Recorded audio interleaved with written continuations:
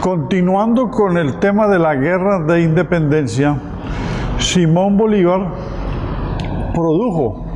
documentos esenciales para explicar el porqué de la liberación, la confrontación con los españoles y la necesidad de construir un ejército libertador fuerte. Si uno revisa los documentos escritos por el Libertador, básicamente la Carta de Jamaica, el Manifiesto de Cartagena y el discurso de Angostura, que es el que apuntala la Constitución de Angostura de 1819, encuentra un hilo conductor y un crecimiento de ese pensamiento. El Manifiesto de Cartagena está escrito en 1812,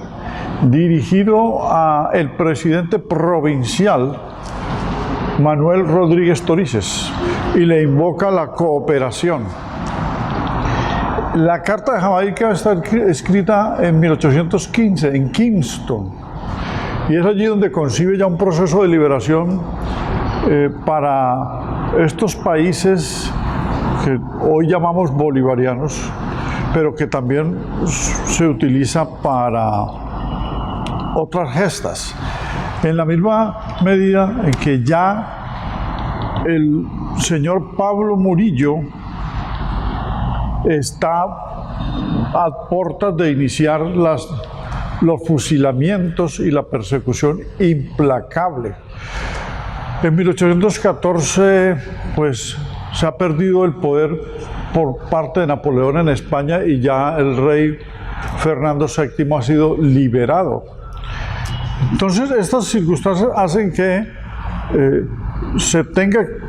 que producir un documento de esta naturaleza, que lo hace Bolívar, para de allí desprender acciones necesarias hacia la guerra de liberación. La obsesión de Bolívar por la fundación de un nuevo Estado, con un nuevo modelo político civilizatorio para salir de la barbarie, como lo ha explicado Fernando Cruz Cronfli en el prólogo al libro Bolívar y el Constitucionalismo, tiene que ver con que el medioevo fue de permanentes guerras en Europa. Y aquí, en el virreinato, teníamos ultramarino trasplantado el medioevo europeo porque habían, digamos, cortado abruptamente el desarrollo de las sociedades precolombinas. Entonces, un nuevo Estado, que era pasar del medioevo en la monarquía, romper con la monarquía, enfrentar la monarquía y construir el Estado-nación republicano. Eso es lo que Bolívar concibió. Y podríamos decir que entonces se produce el contractualismo latinoamericano en un símil de lo que fue el contractualismo europeo. El contractualismo europeo, pues, está basado en el contrato social rusoniano, o sea, de la teoría de Rousseau, el acuerdo para salir del estado de dominación absolutista hacia un estado donde básicamente el consenso a través de las elecciones y un nuevo modelo institucional permite un nuevo tipo de sociedad. Pero en América Latina las guerras de independencia son las que van a brindar con el triunfo de esas guerras un contractualismo latinoamericano, en el sentido de que vencido el enemigo, vencido el adversario, hay que construir un nuevo tipo de Estado, pero entre los que internamente van a pasar a ser clase dominante, es decir, los criollos y los otros sectores sociales que, no todos lamentablemente, que participaron en el ejército patriota, peones, labriegos, pues pequeños propietarios, indígenas y afrodescendientes tuvieron el mismo trato, pero es la construcción de un nuevo Estado. Entonces, con el constitucionalismo, es decir, con la versión moderna de la época, que son las constituciones para edificar los estados, y allí nosotros tenemos que volver a recordar que la Constitución de 1819 de Angostura va a ser la que define cómo se necesita ese Estado, previa ley fundamental expedida con carácter constitucional para convertir el virreinato de la Nueva Granada en una república que va a ser la Gran Colombia. Y luego viene la construcción de la Constitución de 1821, a la cual le dedicaremos un programa, un videoclip entero para poder explicarla. Pero ya había un constitucionalismo previo que explicamos, que es el prerepublicano de las provincias y la influencia europea de otras constituciones, la inglesa, en el sentido consuetudinario, las francesas, la gesta haitiana de 1804 y la Constitución de Cádiz, que es una constitución española en medio del encierro del rey, una corriente liberal la va a expedir.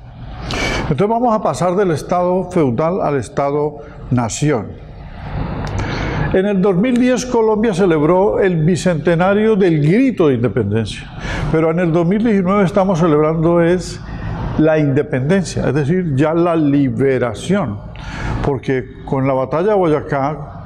el triunfo de esa batalla, van a faltar solamente tres grandes batallas, que son Junín, Carabobo y Ayacucho, pero es el triunfo, es el vencimiento sobre el adversario, sobre el enemigo, lo que estamos celebrando, es la independencia. Bolívar tuvo que concebir cómo iba a estar compuesta la nación para poder, como un elemento del Estado, construir el resto del Estado. Me explico, la nación son, como lo saben los juristas constitucionalistas, ¿sí?,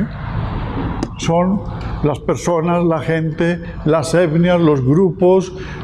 las comunidades, pero no se podía hacer un conteo o un inventario de las mismas para decir cuáles componían la nación. Simplemente se resolvió que seríamos la nación como parte del territorio liberado para construir el Estado, todos los habitantes, es decir, los grupos étnicos que habitaban el virreinato de la Nueva Granada, y de esa manera se resolvió.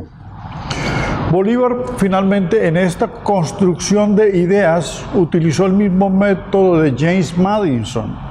uno de los padres de la patria de los Estados Unidos, en el sentido de hacer predicciones, elaboraciones, inferencias, y con el método comparativo de lo que había pasado en otras sociedades, digamos en los estudios sobre Grecia o Roma, deducir qué se debería aplicar acá. Porque la formación intelectual de Bolívar, con la filosofía contractualista europea y con los teóricos europeos, él al hablar francés le quedó más fácil traducir todo para vertirlo y compaginarlo en la construcción de un discurso liberador. La corriente de la Ilustración, por ejemplo, que permitió la construcción de conceptos que van a utilizar los franceses y que aquí aplicamos: la libertad, la igualdad y la fraternidad. El 16 de marzo de 1781 se generó en la población del Socorro, en el actual departamento de Santander, la rebelión de los comuneros. De esta manera creo que vuelvo a resaltar cómo el movimiento de los comuneros fue, digamos, una antesala a la guerra de independencia, importante por la movilización popular. Es decir, los comunes organizados en un grueso grupo que llegó a 25.000 personas, en una reacción contra las autoridades españolas, contra el virreinato, por la elevación de los impuestos, sobre todo la Armada de Barlovento. El ministro Esteves en España le aconsejó a Carlos III, el rey, que estos impuestos se elevaran. Y aquí el señor virrey Manuel Antonio Flores fue a su vez aconsejado por el fiscal general Moreno y Escandón. Y esto encendió la chispa de los comunes, llamados los comuneros históricamente, la población de los municipios de Santander del Sur, que se levantan contra las autoridades virreinales.